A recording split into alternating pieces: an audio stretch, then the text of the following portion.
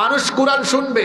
এই যে আমি বললাম ক্বালু সুবহানাকা আনতা ওয়ালিয়ুনা মিন দুনিহিম বাল কানু ইয়াবুদুনাল জিন্না আকসারুহুম বিহিম মুমিনুন ফালইয়াওমা লা ইয়ামলিকু বা'দুকুম লিবা'দিন নাফআন ওয়ালা দাররা ওয়া নাকুলু লিল্লাযীনা যালামু যুকু আযাবান নারিল্লাতী কুনতুম বিহা তুকাযযিবুন। কিছু কিছু মানুষ নামাজে কেরাত পড়লে শুধু কাঁদে আর কাঁদে।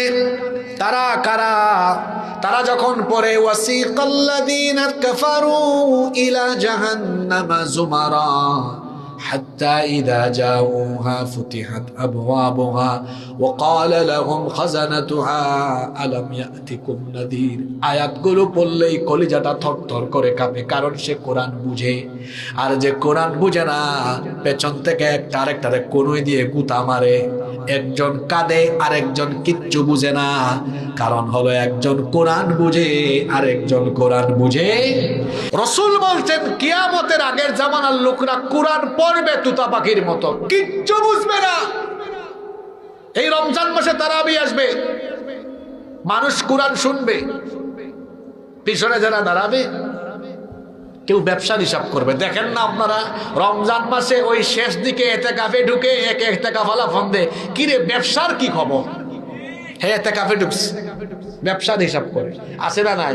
এই জন্য দেখবেন যারা কোরআন বুঝে কাঁদতে কাঁদতে অস্থির হয়ে যায়, যারা কোরআন বুঝে না এরা নামাজে কোনো মজাও পায়।